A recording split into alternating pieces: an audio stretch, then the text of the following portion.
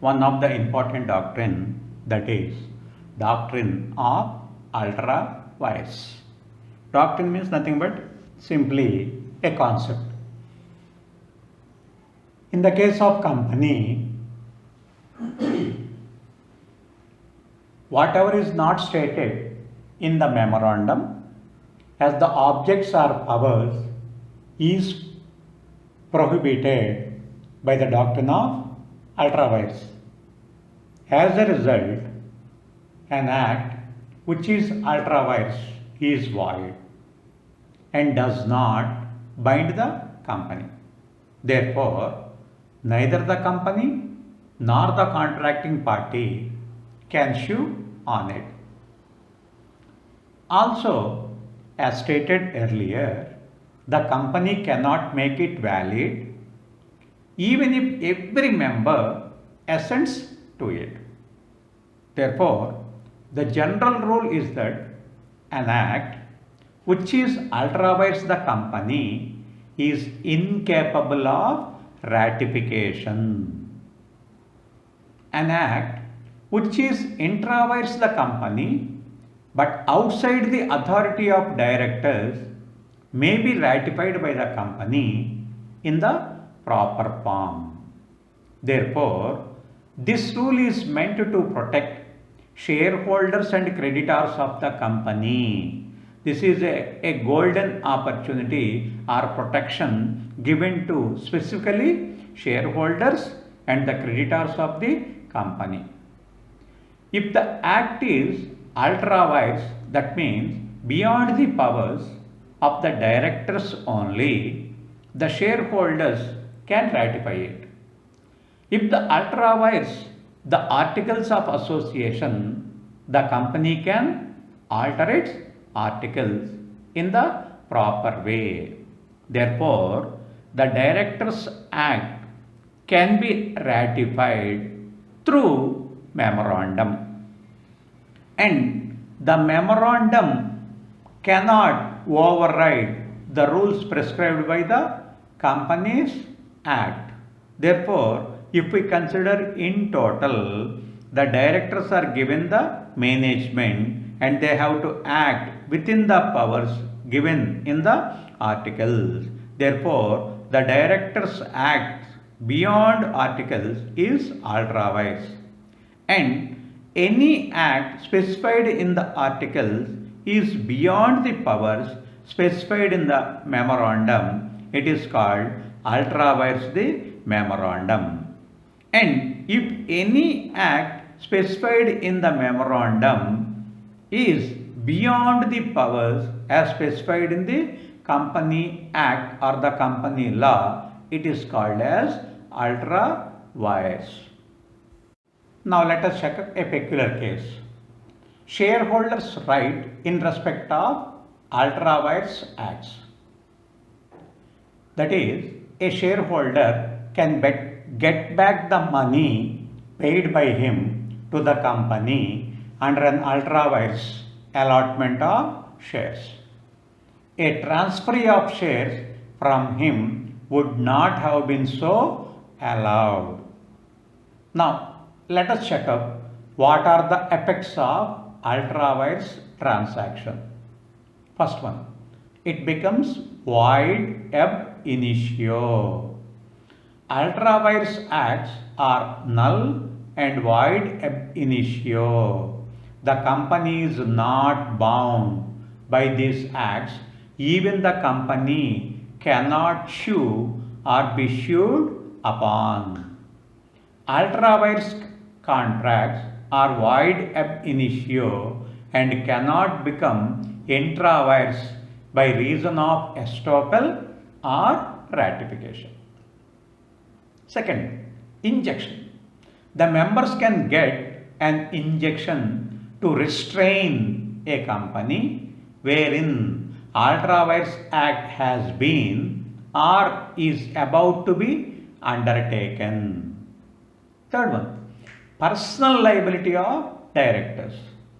It is one of the duties of the directors to ensure that the corporate capital is used only for the legitimate business of the company. And hence, if such capital is diverted to purposes aligned to the company's memorandum, therefore, the directors will be personally liable to replace it. Next one. Where a company's money has been used ultra-wise to acquire some property, the company's right over such property is held secure and the company will be the right party to protect the property. This is because though the property has been acquired for some ultra-wise object, but the money represented is of the company. And finally, ultra-wise borrowing does not create the relationship of creditor and debtor. Now let us check at a glance. When an act is performed, which though legal in itself and is not authorized by the object clause of the memorandum or by the statute, it is said to be ultra-wise the company and hence null and void.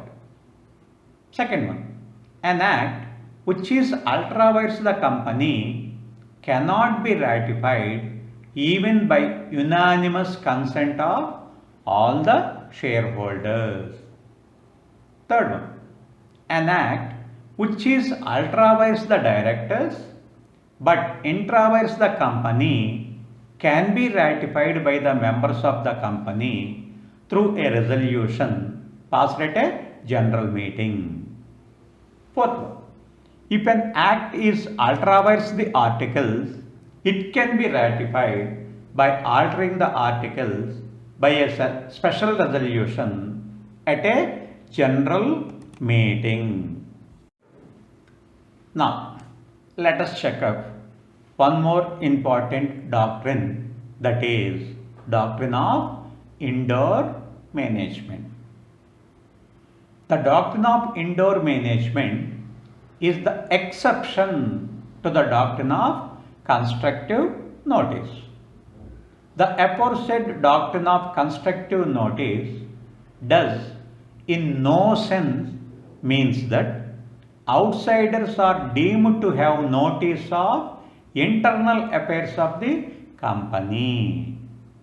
For instance, if an act is authorized by the articles or memorandum, an outsider is entitled to assume that all the detailed formalities for doing that act have been observed. This is explained with the help of landmark case, that is the Royal British Bank versus Turkand. This is the doctrine of indoor management, popularly known as Turkand rule. Let us elaborate this doctrine. As we have seen that the doctrine of constructive notice seeks to protect the company against the outsiders. The principle of indoor management operates to protect the outsiders against the company. Therefore, these two doctrines are opposite in nature. One is protecting the shareholders and the creditors of the company, and now the doctrine of indoor management is protecting the outsiders against the company. Let us elaborate this.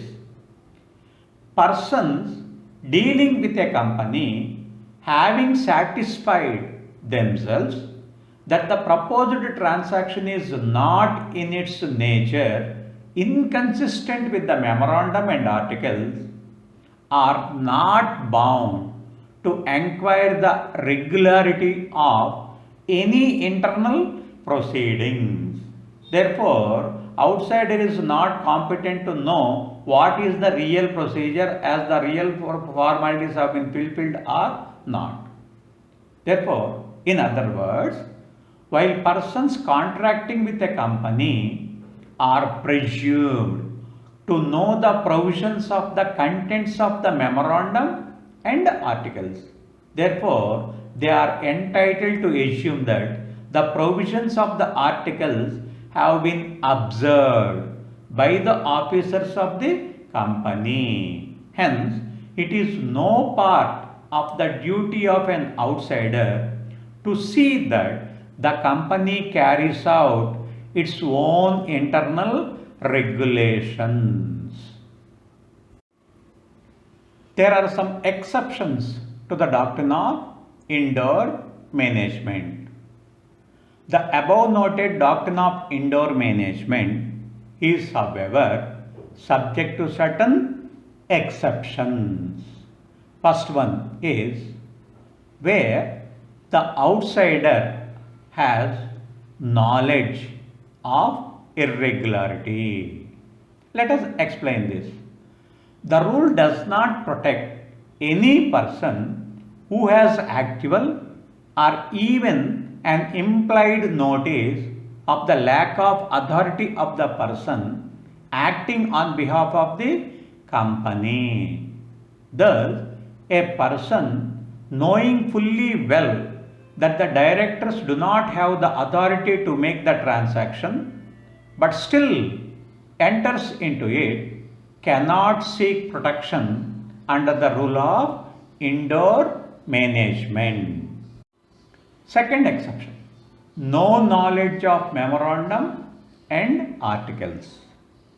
This rule cannot be involved or evoked in favor of a person who did not consult the memorandum and articles and thus did not rely on them.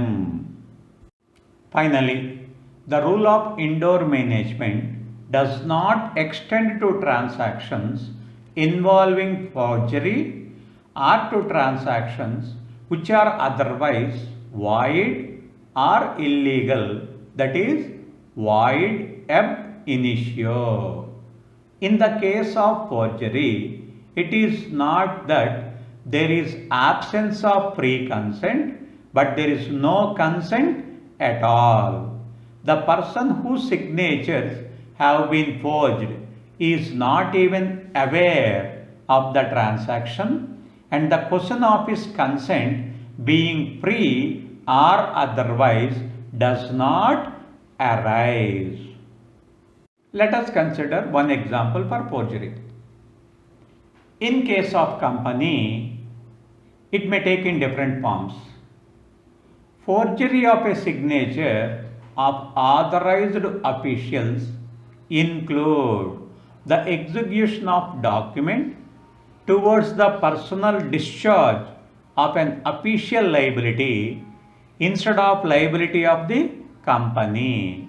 For example, a bill of exchange signed by the manager of a company with his own signature under words stating that he signed on behalf of the company was held to be forgery when the bill was drawn in favor of payee to whom the manager was personally indebted. Now, let us look at a glance the total concept. The Memorandum of Association is the constitution of a company. It is a document, among other things, defines the area within which the company can act. It is therefore required to state the object for which the company has been formed, the business it would undertake, the liability, the capital it shall be allowed to rise, the nature of liability of its members, the name of the state where the registered office of the company shall be located. And now, Articles of Association. Articles of Association which contains the rules and regulations relating to the internal management of a company. Next, doctrine of indoor management. It operates to protect outsiders against the company. It protects innocent parties who are doing business with the company and are not in a position to know if some internal rule has not been complied with. Finally, the rule of constructive notice. This is there to protect the company against outsiders. The rule of constructive notice is confined to the external position of the company, and therefore it follows that there is no notice as to how the company's internal machinery is handled by its officers.